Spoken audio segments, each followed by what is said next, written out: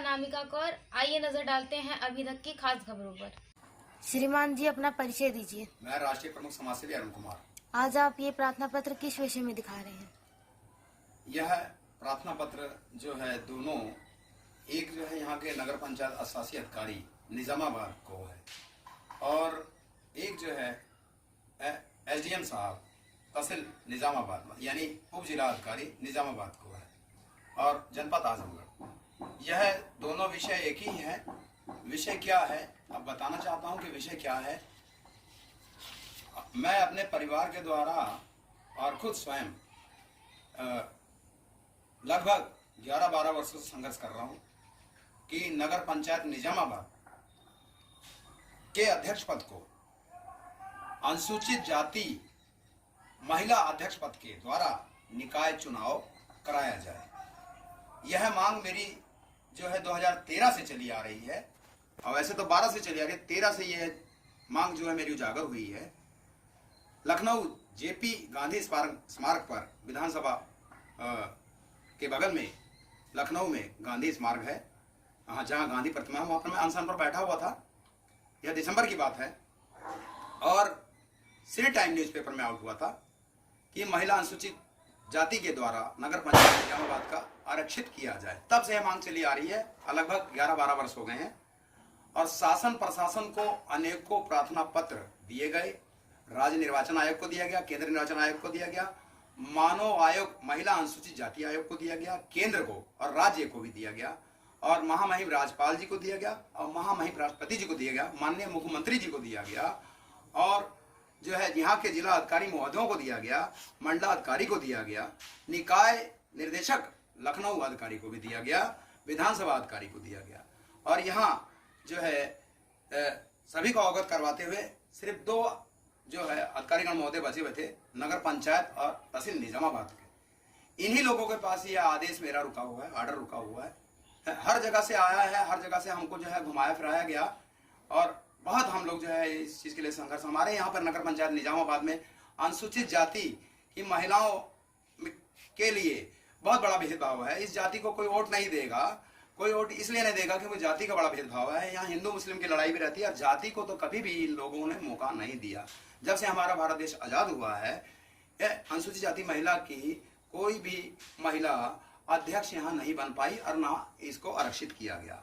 परसीमन के आधार पर नहीं, आजादी के आधार पर मांग रहे हैं, क्योंकि हमारा परसीमन के आधार पर इन लोगों ने परसीमन भी नहीं बना सकते हैं। क्योंकि कई गांव जो है हमारे जो है नगर पंचायत निजामाबाद जनपद आजमगढ़ के निकट जो है गांव है नगर पंचायत में, जैसे कि घूरीपुर है और कबीरपुर है और भैरवपुर है, इसको कभी सम्मिलित नहीं किया गया कि यहाँ के लोग चाहते हैं कि एससी यानी अनुसूचित जाति वर्ग की महिलाएं कभी चुनाव न लड़ सकें और ये जाति कभी आगे आ ना सके। भेदभाव तो सबसे पहले ये है, नंबर 1।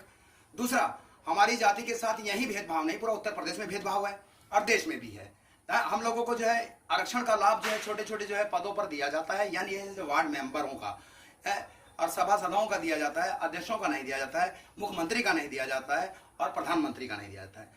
हम यह भी मांग करते हैं कि प्रधानमंत्री पद को भी महिला अनुसूचित जाति के द्वारा 2024 में आरक्षित किया जाए और नगर पंचायत निजामाबाद जो है प्रमुख रूप से हमारी यह मांग है। यहाँ आदेश सभी जगह से हो चुका है, सिर्फ यहाँ रोका गया है, नगर पंचायत निजामाबाद और तहसील निजामाबाद में रोका गया है। तो मैं यह कहना चाहता हूँ यहाँ के ईओ से प्रहलाद पांडे जी से, उनको आज मैंने रजिस्ट्री के माध्यम से यह प्रार्थना पत्र भेजा है और एसडीएम साहब रवि कुमार को भी प्रार्थना पत्र जो है रजिस्ट्री के माध्यम से निजामाबाद डाकघर से भेजा है। कल तक उनको ये रिसीव हो जाएगा, लेकिन एक जो है और भी है प्रार्थना पत्र बाई हैंड भी दूंगा और यह कहना चाहता हूँ कि इस बार नगर निकाय का चुनाव महिला अनुसूचित जाति अध्यक्ष पद के द्वारा किया जाए, अन्यथा हमारी मांग पूर्ण नहीं होती है। तो हम अपने परिवार के साथ, समाज सेविका कुलदीप कौर मेरी पत्नी, समाज सेविका कंचन कौर मेरी बेटिया, समाज सेविका अनामिका कौर मेरी बेटी और समाज सेवी सौरभ सिंह मेरा बेटा, हम सभी तहसील निजामाबाद कार्यालय पर या नगर पंचायत कार्यालय पर या आजमगढ़ अम्बेडकर पार्क जो है अम्बेडकर पार्क में, इन तीनों में से कहीं पर भी हम अनिश्चितकालीन भूख हड़ताल करने को विवश हैं, मजबूर हैं, बद्ध हैं। केवल अनिश्चितकालीन भूख हड़ताल सिर्फ केवल हम करेंगे, बाकी मेरे परिवार के सदस्य, मेरे बच्चे हैं, मेरे समर्थन में रहेंगे, क्योंकि यही मांग नहीं है। अनेकों क्रमवार बिंदुओं के 48 क्रमवार बिंदुओं पर चौथे नंबर पर यह मांग भी अंकित है। और आज से नहीं, अब देख लो 11-12 वर्षों से मैं लगातार शासन प्रशासन और भारत सरकार को, महामहिम राष्ट्रपति जी को, सभी को मैं अवगत कराता चला रहा हूँ, लेकिन मेरी जाति को अभी तक न्याय नहीं मिला है, खासकर विशेषकर महिला जाति को। और महिला जाति को हम लोगों ने 50% का आरक्षण मांगा है, और हमारे समुदाय की महिला जाति, महिला अनुसूचित जाति महिलाएं हमेशा पीछे की गई हैं और ये करते आ रहे हैं। बहुत बड़ा भेदभाव है और मेरी यह मांग है, इस मांग को तत्काल मेरे 18 वर्षों से मैं लगातार शासन प्रशासन और भारत सरकार को, महामहिम राष्ट्रपति जी को, सभी को मैं अवगत कराता चला रहा हूँ, लेकिन मेरी जाति को अभी तक न्याय नहीं मिला है, खासकर विशेषकर महिला जाति को।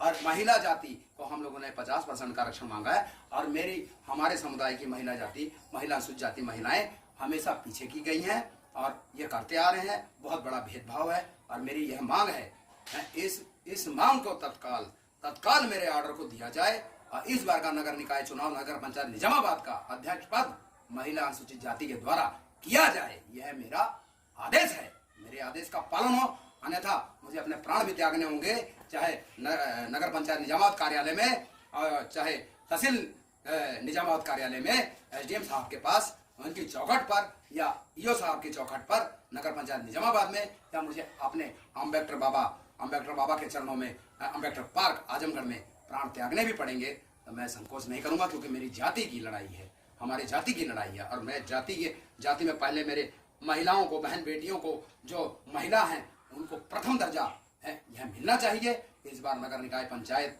चुनाव नगर पंचायत निजामाबाद का अध्यक्ष पद महिला अनुसूचित जाति के द्वारा किया जाए, यह भारत सरकार मेरे आदेश को माने।